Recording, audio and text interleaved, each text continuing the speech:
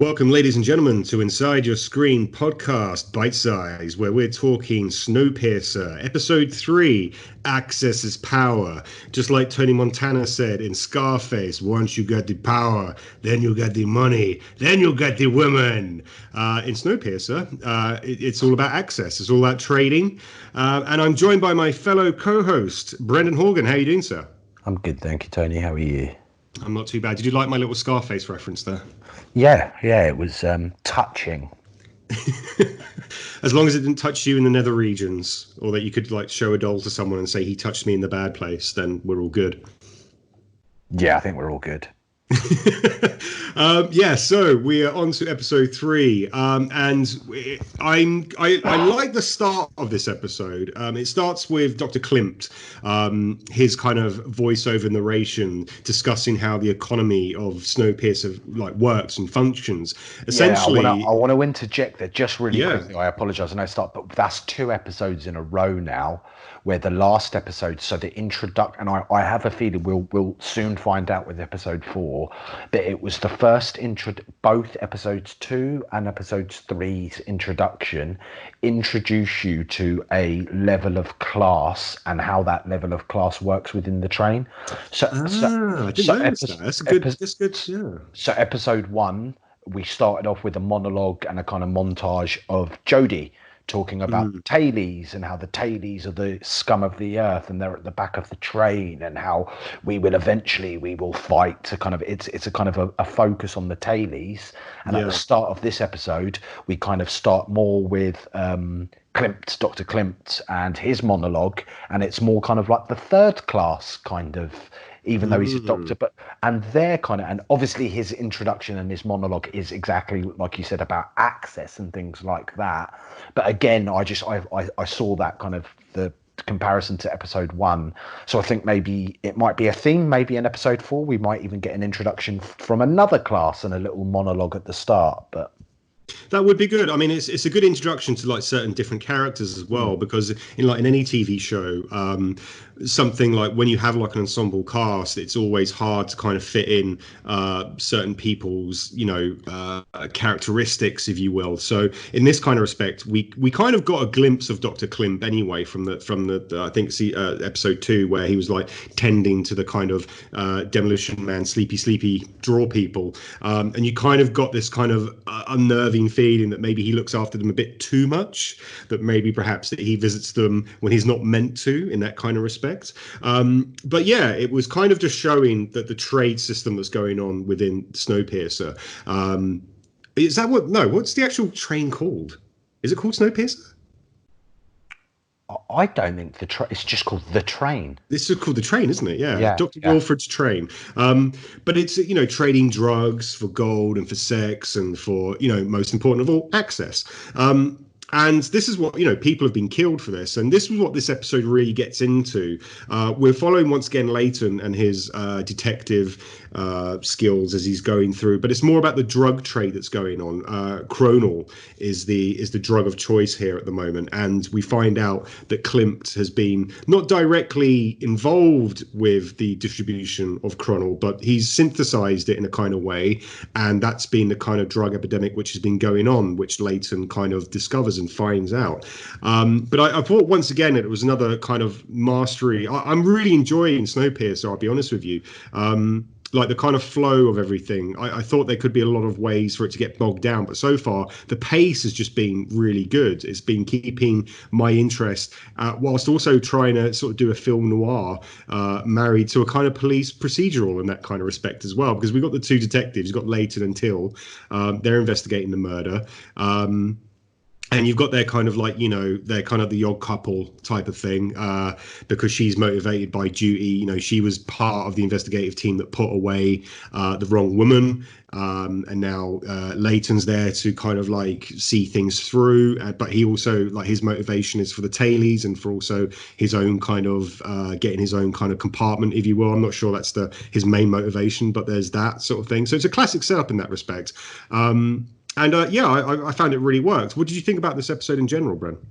Yeah, I really enjoyed this episode. Like you said, the pacing of this series so far has been spot on. Like you said, it doesn't get bogged down. It moves the story along at a nice fluid pace. It knows when to so far anyway, it kind of knows when to cut away from a certain story and show different scenes at the right time, as to not bog down a certain individual thread of the storyline. So like you said, we don't spend too much time bogged down with Layton and his investigation into the drug trade, going into the details, because it's snippets almost. It is really fast pacing. We will have, we'll have Layton kind of doing his investigation, but then we'll cut away and we'll have a scene from the guys in first class and what's going up in first class. Then we might go back to the tail for a few minutes and see how Josie and those guys in the tail are working. So the editing and the way it's kind of they're cutting the scenes together has kept the story really flowing well and has really kept my interest. This episode, there's so much story stuff going there. There's so much going on in each episode. So in this episode, I really enjoyed it. I loved, and I think I messaged you in the middle of actually watching the episode, but so as you said, we've kind of got Layton doing his investigation, trying to find out Chronol and who's been dealing the Chronol, and then there was just this element halfway through where they introduced Fight Night. Let's get ready to rumble. And I'm just a kind of combat sport fan, and then the concept of also them being on this train and so on. But when I heard Fight Night, I was like, oh, that is cool.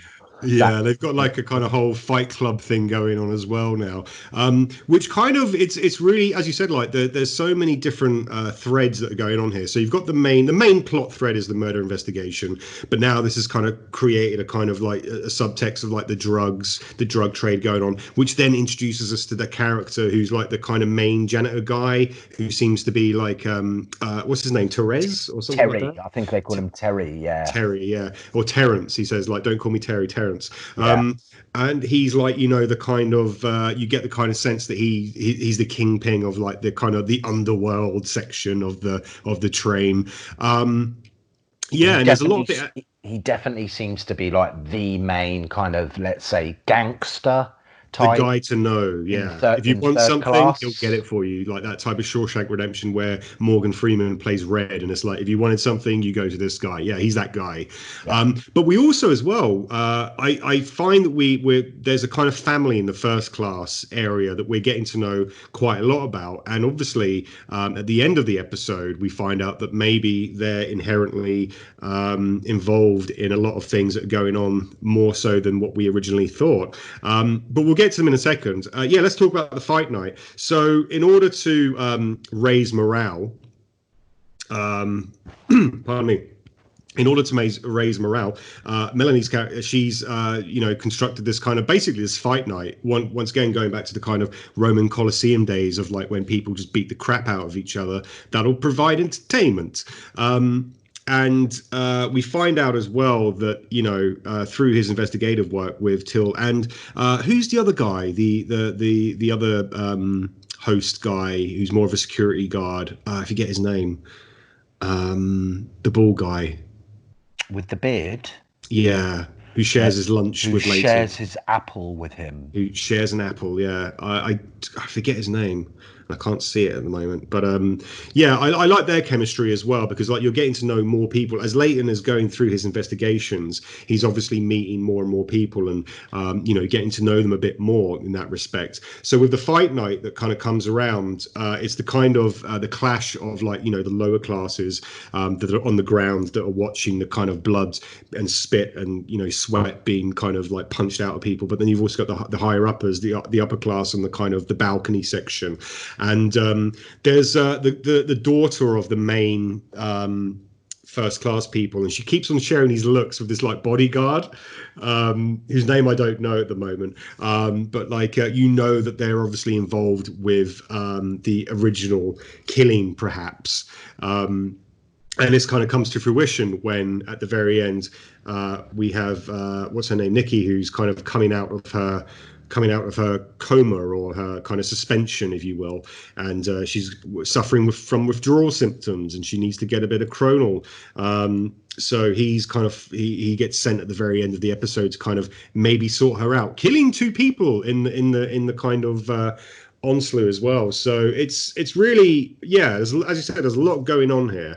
So so in essence, our police investigation, our kind of latent investigation, you could argue it might be a ruse, but maybe we've been answered in regards to who's doing the killing. So I think the daughter is called LJ. I think LJ. Okay. LJ is the daughter, and obviously what seems to be her personal security guard. It seems, again, this may be a kind of a ruse, but it's suggested they're definitely involved in murder. Let's put it that way. He kills 2 people to get to. Is it? I forget the character who's coming out of, who's been defrosted again. It's Nikki, isn't it?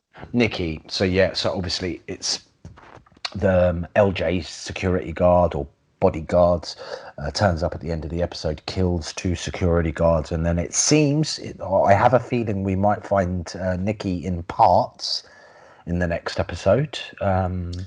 It's interesting. I think it's an interesting one, because obviously she's getting like Don Corleone sort of thing, where she's just coming out of like a kind of like state, like she's in hospital and people are there to kind of shut her up about something.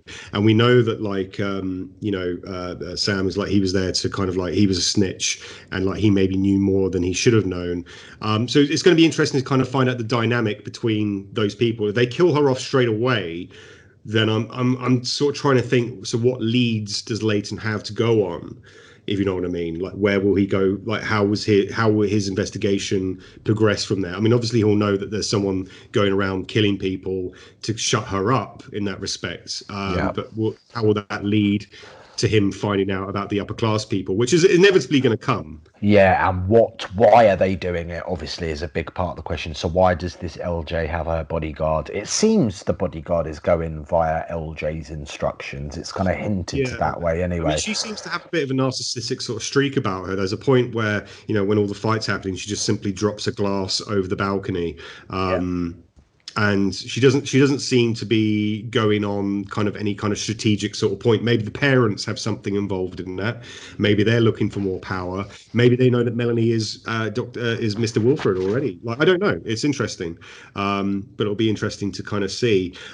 We also have, like, we find out that Jinju, who is the Asian lady who was in the aquarium that we saw Melanie, is seeming to be going out with Till, or they're just seeing each other. We don't know if they're actually in a relationship or not.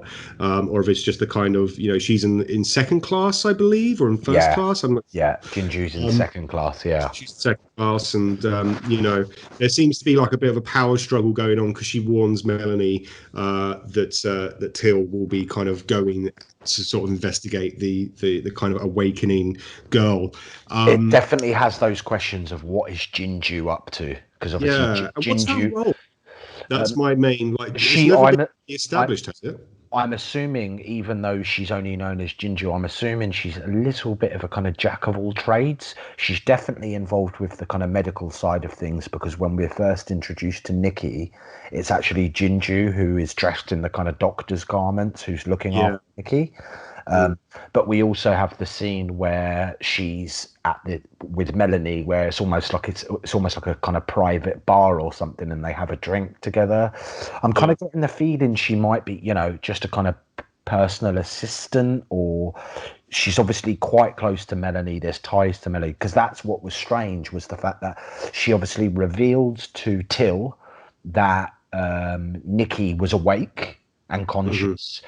I'm guessing knowing that Till would want to investigate that, but then she warned Melanie that Till was on her way to kind of see Nikki. So I think Jinju's playing games with somebody for some reason. And again, her role, what she is, hasn't really been defined. But again, she seems to be this kind of jack of all trades, or kind of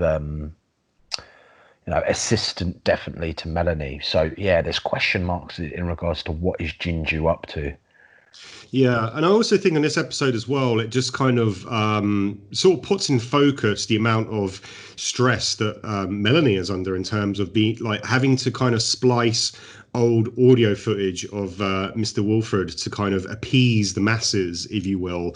And you can see she's sort of challenged in a way by the kind of first class family to kind of say like, oh, we know that this fight night is just a distraction. You know, this isn't going to help. So you kind of get the feeling that she's pulling all the tricks out of her bag to kind of make the masses happy, but you can sort of see that control slipping away from her. So I'm interested to kind of see how this is going to play out. You know, inevitably there's going to come a point where her secret is found out. You just know. Yeah. So there's a few things in here in this episode in regards to Melanie that are really interesting, intriguing, and this episode kind of created an awful lot of questions, right? So. And we love questions. We love questions. So the first kind of part of it is, what is Melanie up to? What does she know? Because we get a feeling that she knows a lot more than she's making out that she does. The murder, do you mean? Of everything, of the murder, of it seems we're being kind of, it's being suggested to us that she is running the train. She's the head honcho. She is in complete control of the train. What was interesting, playing a role of hostess that, you know. Yeah, she's the voice of Wilford. So she can't let on to know everything. It was very clear through her interactions with Layton already that she was aware of an awful lot of stuff that she's not making out. She was aware to in regards to the murder investigation. We have our first introduction to Mr. Wilford, the official Mr. Wilford, being his voice. So we now know, and I suppose there was a lot of people questioning, but if anybody kind of saw the cast list for it and saw Sean Bean there, now our answer has been kind of provided. Sean Bean is Mr. Wilford, or was Mr. Wilford, or maybe still is Mr. Wilford. But what has definitely been shown in this episode is Mr. Wilford either way, and this might buy into our Mr. Wilford possibly being on ice, did exist. He was on the train when Layton has his interaction with the policeman or the security guard, who we can't remember his name of. He actually says, did you ever meet Wilford? And he says, I shook his hand a couple of times before we got on the train, type thing. So obviously Wilford isn't a kind of made up entity. He is the Sean Bean character. Like you said, we had the scene of her cutting together audio of old voice samples of Mr. Wilford, and her editing it together to suit the role. So what's a big question there is, what's going on with Mr. Wilford? Is he still alive? Is he on the train? Obviously our kind of mini theory at the moment is he might be on ice. I think that's the kind of favourable. For what reason, we don't know. Like, why would you, like, maybe he's doing like a kind of, I'll sleep for a couple of years and then wake up and then be eternal in that respect, because we don't know as well when they go under, are they in like suspended animation? No, well, that's kind of been answered for us slightly in this episode as well, because that's what I was going to lead on to about in regards to Melanie. So one of the first things we realise is that the drug that they are using to, as we described, kind of freeze them or keep them alive, is you can create chronal, which is this really addictive drug from it. What was shown with Nikki and her defrosting is that obviously it seems that they're using a really strong type of this drug to keep them under, so it keeps them alive. But I suppose what we're now seeing is that the side effects of this are pretty damn harsh, from what we're seeing happening to Nikki. I mean, there's a scene in the episode where we see Nikki literally picking flesh out of her. Oh, see, I didn't get. I thought it was the kind of fact that she was already a user before she went under, and therefore, as she was under, like those kind of like withdrawal symptoms didn't repress or anything like that. She just woke up and she really wanted a fix. That's what I got from it. No, okay. I saw the opposite. I saw it as in whatever the drug they're using to keep them under is in essence chronol. Okay, Hence why, and I think that answered our question in regards to her arm. Her arm starts, it seems to be decomposing, and she's picking out of that. And then we kind of had this revelation from Melanie, you know, where they talk about chronol, and Layton says that chronol, we've had chronol on the tail for years, and Melanie's kind of like in regards to Doctor, I forget his name again, Dr. Klimpt. Dr. Klimpt. She's like, what have you done, Klimpt? And he's like, well, you know, these couriers come and I give him samples. And obviously what we're establishing is they're making chronol out of the drug that they're keeping these guys under with. That's what I took from it. And where I also got that from was, and where I'm thinking there is a theory that there's a lot more people on ice, so to speak, than we know, was from that very first episode of Melanie's reaction when she saw how Nikki's reaction from coming out is. So she's seeing that Nikki's going through all this withdrawal, you know, she's really out of it. So I think there's that kind of panic with Melanie that all these people, I'm going on an assumption that there's a lot more people on ice, so to speak, than we know. I think Mr. Wilford might be one of them. I think her child, that was alluded to previously, I think she might have her child on ice. So it's more from a Melanie point of view. I think that's a kind of a panic of, oh crap, the way we're keeping these guys on ice isn't really a healthy option. But I also get this feeling that, again, she knows more than she's letting on in regards to that scenario.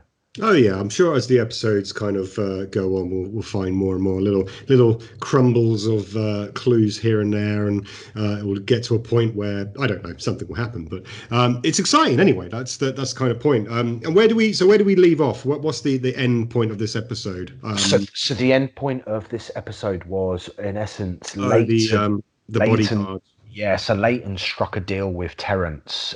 We didn't know what for. So Layton's obviously speaking to Terrence in regards to the chronol and how he's dealing the chronol. He obviously knows Terrence is one of the dealers. And then he kind of he pulls out his wedding ring, his old wedding ring that had been given back to him. And he says, I need you to do something for me. So, and the episode kind of ends is with Layton going to the tail of the train. So he works out something about the investigation. I forget the exact because access is power. This is the whole thing. Exactly. It's the I don't know what the chip is. He basically he kisses. It's not the chip, but it's not the chip. I'm before we get to that stage. Okay. Layton basically holds Melanie to ransom. Layton says, "I've got information about your killer, but I'm not going to give you that information until you let me see Josie in the tail." And then we kind of go to Josie, and they have their moment where they kiss, and he tells her about Miles. So let's go back a little bit there, because I was wrong anyway about my prediction so far on Miles. I was wrong as well. I thought the kids were going to be used for some kind of labor intensive saving thing, but no, they're getting an education. Yeah. So far, so good. So far, we know. So far, the kids are being treated really well, so we were wrong on that point.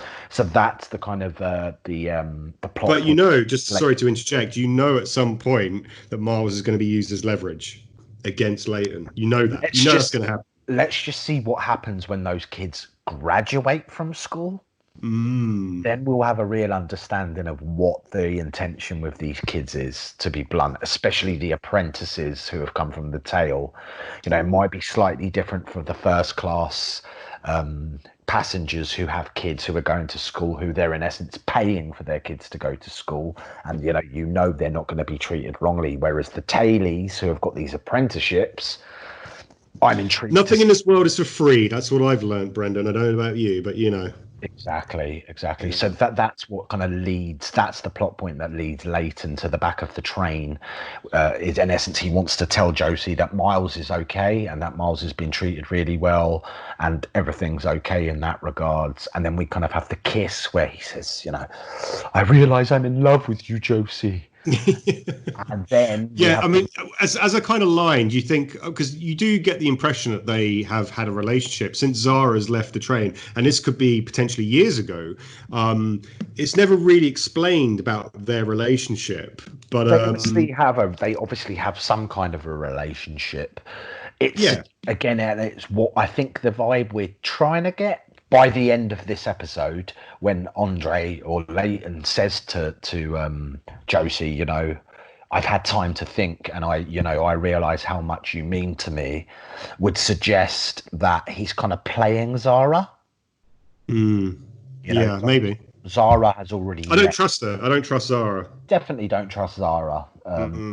She's withholding a lot of stuff, I think. And I don't think Layton trusts Zara as well. So I think Layton now is possibly going to be playing Zara going forward. But yeah, the big twist was in essence Layton passed while kissing past what seems to be these little microchips that they showed through the whole episode, which is alluded to. That is access. That's how you get the access. If you've got the microchip, that's going to get you to the next carriage further up, or as far as that access goes. So if you've got this microchip, you can go from the tail to, let's say, third class. And if you pay enough, I'm guessing that's what this is, a little microchip. So in essence, what Layton has done, and that's the kind of end of the episode, is Layton kind of has given the tail an escape route, so to speak. So we'll see how it goes. We'll wrap it up there, I think. But yeah, as the title suggests, access is power. And in the train of Snowpiercer, he who owns the chips owns the world, I guess, in that respect. So yeah, we're gonna wrap things up there, Brendan, because I think we've rambled on enough. But join us on Inside Your Screen at Inside Your Screen on Twitter. We're also on SoundCloud, on iTunes, and you can join us on YouTube at our channel here. And please give us your comments. What do you think is going to be happening in the next few episodes of Snowpiercer? And indeed, if you have any kind of questions or queries or want to debate us on what we've spoken about, then please do so in the comments, and we'll be sure to get back to you. So yeah, we're gonna watch the next episode now, and then we'll get back on it again soon, I think, Brendan.